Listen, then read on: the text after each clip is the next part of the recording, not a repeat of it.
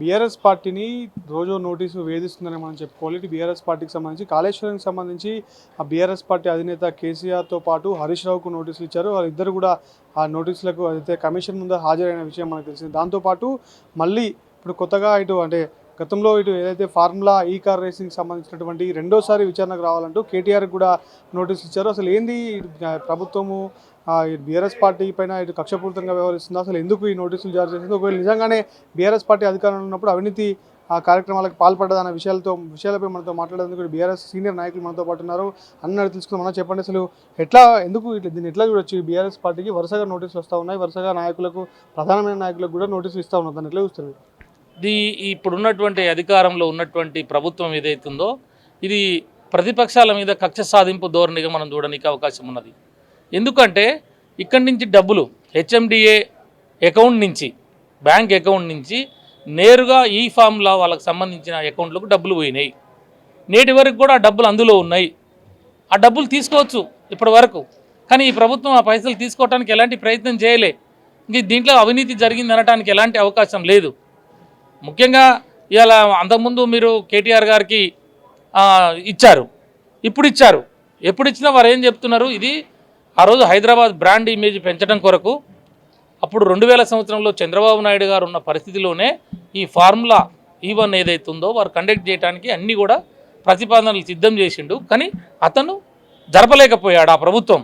కానీ మన తెలంగాణ రాష్ట్ర ప్రభుత్వం వచ్చిన తర్వాత కేటీఆర్ గారు కొద్దిగా ఐటీ మీద అనుభవం ఉన్న వ్యక్తి కాబట్టి, అదేవిధంగా ఈ ఎలక్ట్రానిక్ వెహికల్స్ని కనుక ప్రోత్సహిస్తే ఇక్కడ ఉన్నటువంటి ఏదైతే కాలుష్యం ఉందో కాలుష్యాన్ని తక్కువ చేయవచ్చు, అదేవిధంగా హైదరాబాద్ బ్రాండ్ ఇమేజ్ని పెంచవచ్చు, అదేవిధంగా నిరుద్యోగులకు ఉద్యోగాలు ఇవ్వవచ్చు అనే కాన్సెప్ట్ తోటి వారికి లెటర్ పెట్టి వాళ్ళని పిలిపించి ఒకసారి జరిపించాడు.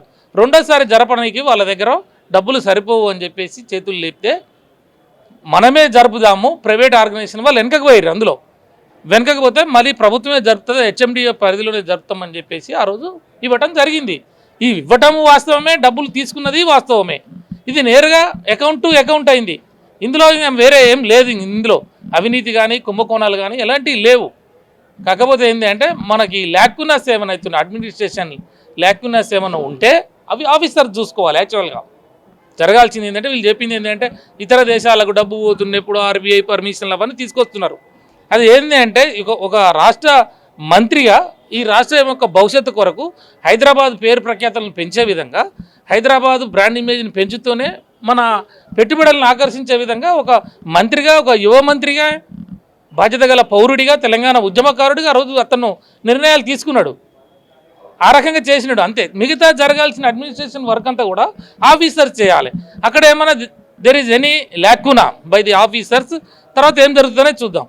గతంలో కూడా కేటీఆర్ గారికి కోర్టులు అన్నా కూడా, లేకపోతే ఇలాంటి జాన్స్ ఏజెన్సీ ఏవైతే ఉంటాయో విచారణ సంబంధించినటువంటి సంస్థలు ఏమైనా ఉంటాయో వీటన్నిటిని కూడా మేము ఫస్ట్ నుంచి కూడా గౌరవించే వ్యక్తులం. ఎందుకంటే ఉద్యమం పోరాటం చేసినాం, ఆర్టికల్ 3 ద్వారా తెలంగాణ సాధించినాం, మానవ హక్కులు, పౌర హక్కులు ఇవన్నీ మాట్లాడేటువంటి వాళ్ళం.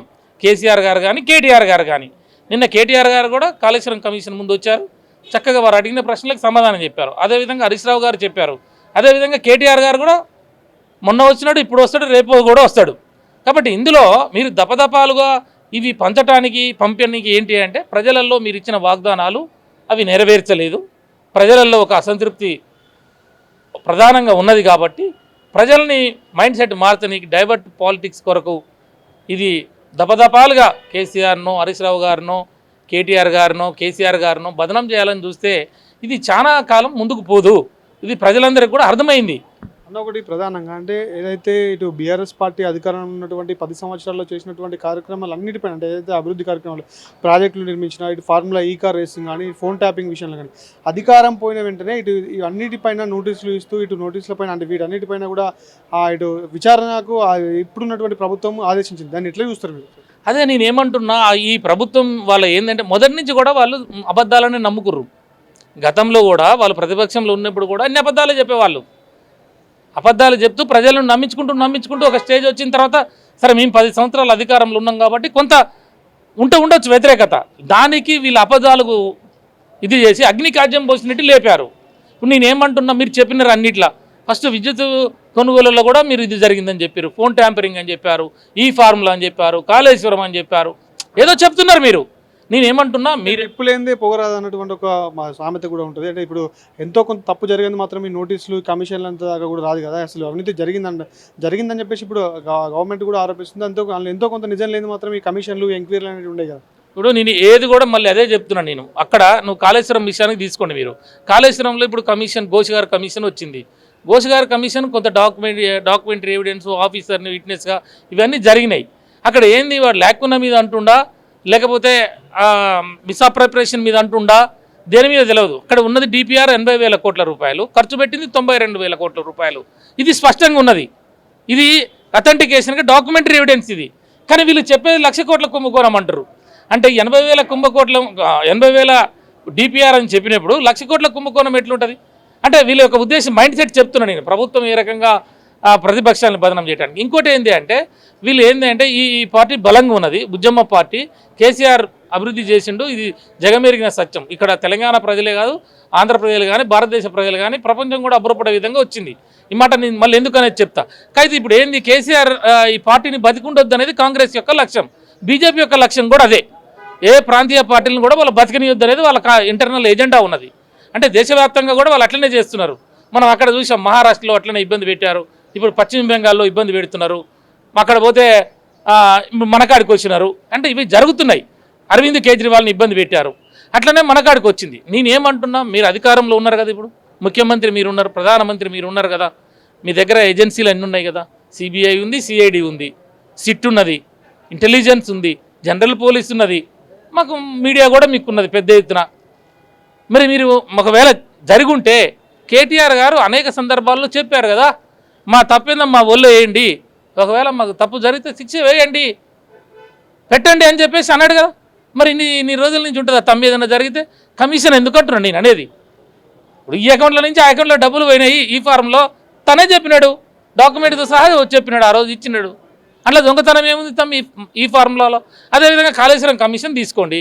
కాళేశ్వరం కమిషన్లో నువ్వు ఇక్కడ మేడిగడ్డ నుంచి అక్కడికి ఎందుకు మార్చినామని అడుగుతుండు దబదబాలుగా. మేడిగడ్డకి ఎందుకు వచ్చింది అని అంటున్నాడు. మేడిగడ్డకు మార్చడానికి కారణం ఏంటి? అక్కడ తుమ్మిడిహట్టి దగ్గర కడితే అక్కడ మహారాష్ట్రలో ఇండ్లు మునిగిపోతాయి, ముంపు గ్రామాలు ఉన్నాయి, బాధితులు ఉన్నారు. అదేవిధంగా నువ్వు సిడబ్ల్యూసీకి పెట్టిన విధంగా ఇక్కడ నీళ్ళ స్టోరేజ్ లేదు, అన్ని టీఎంసీలు వాళ్ళేం లేదని చెప్పినారు. గ్రీన్ ట్రిబ్యునల్ కూడా వచ్చేసింది అక్కడ పరిమితులు కాబట్టి సుప్రీంకోర్టులో వేయాలి, 10 సంవత్సరాలు పడుతుంది పర్మిషన్లు. ఇవన్నీ కన్నా జరగాలంటే మన తెలంగాణ కళ నెరవేరదు, కేసీఆర్ తెచ్చిన కళ నెరవేరదు. ఏంటి కేసీఆర్ కళ? నా తెలంగాణ కోటి రతనాల వీణ, నీళ్లు కూడా మొత్తం కూడా తెలంగాణ పల్లెల్లో బీడు భూములలో పారేయాలనేది.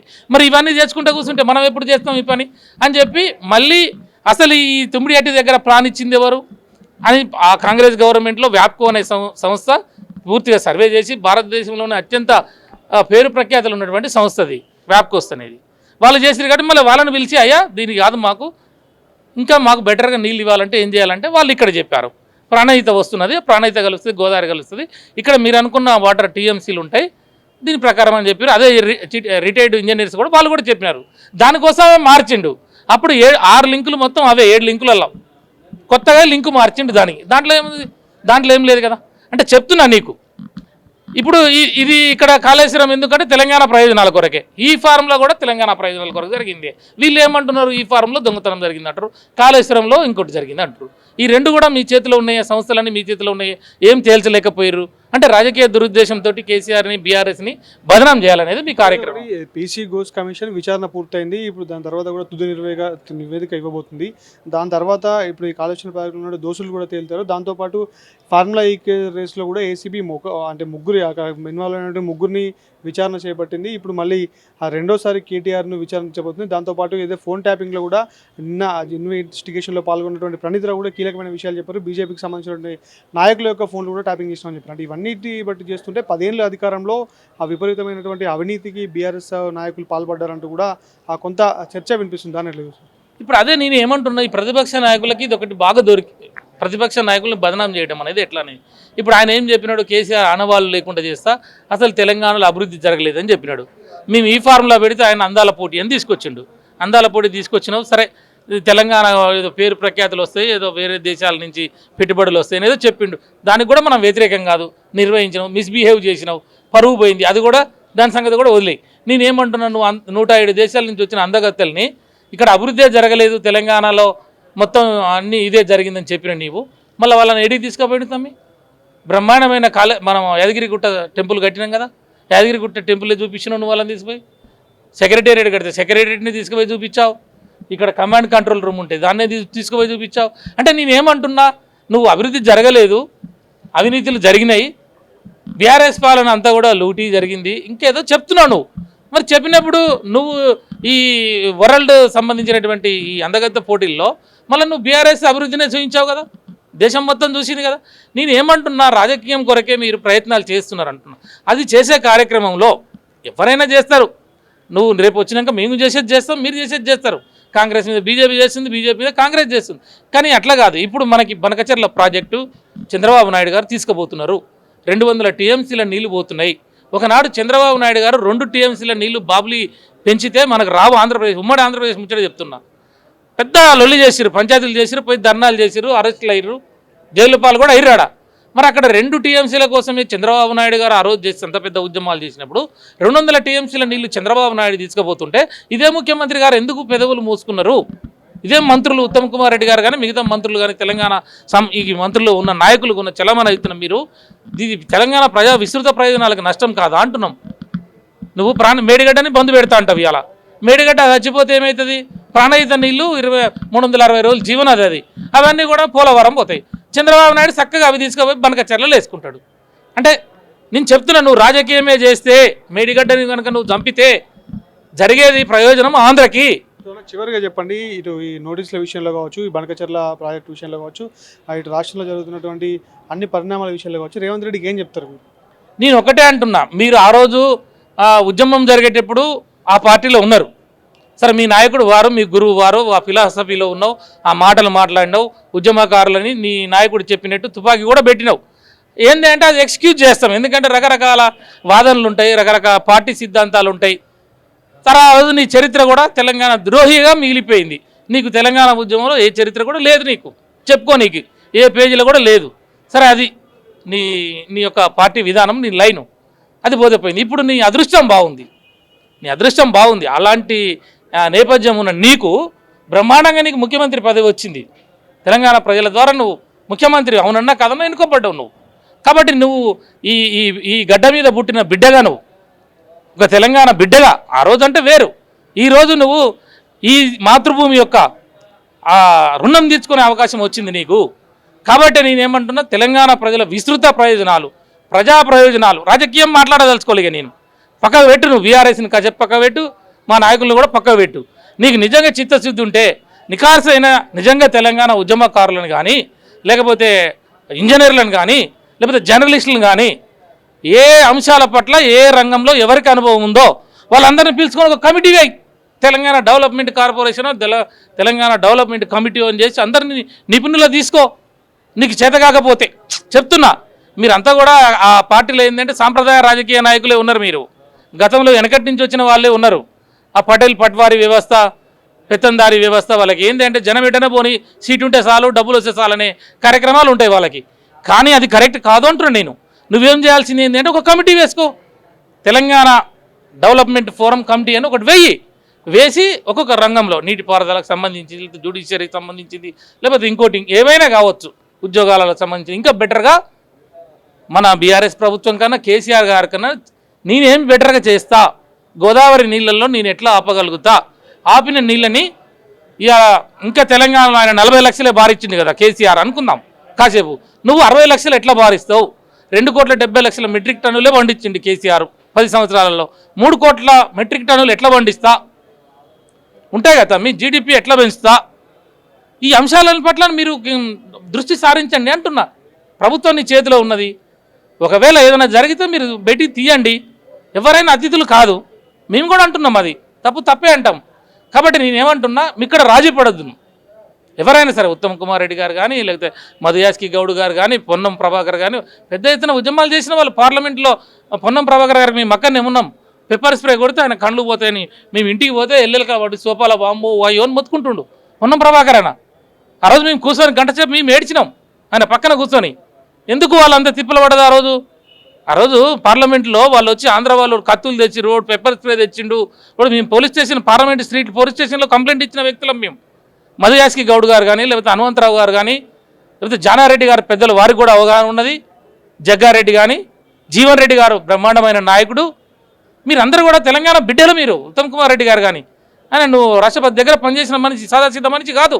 కోమటిరెడ్డి వీళ్ళందరూ కూడా ఒక మంత్రి పదవికి రాజీనామా చేసిండు. కేసీఆర్ కేంద్ర మంత్రి రాష్ట్ర మంత్రులు చేస్తే దాని తర్వాత ఫస్ట్ కొండ లక్ష్మణ్ బాపూజీ చేసిండు, తర్వాత కేసీఆర్ గారు చేసిండు, తర్వాత హరీష్ రావు గారు చేసిండు, తర్వాత కోమటిరెడ్డి గారే చేసిండు. మామూలు విషయం ఏం కాదు అది. ఆనాటి కాలంలో వీళ్ళంతా రాజశేఖర రెడ్డికి ఎగనెస్ట్గా మధుయాస్కి గౌడ్ గారు అమెరికాలో పెద్ద న్యాయవాది, ఆయన వదిలిపెట్టి వచ్చిన బిడ్డలు మీరు ఎందుకు ఈరోజు చతికిల పడుతున్నారు అంటున్నాం. మా బాధ అది కదా. మీరందరూ ఒక కూర్చొని కమిటీ వేయండి. మీతో పాటు కొంతమంది బయటి వాళ్ళని కూడా తీసుకొని కమిటీ వేసి ముఖ్యమంత్రి గారు తెలియకపోతే చెప్పండి.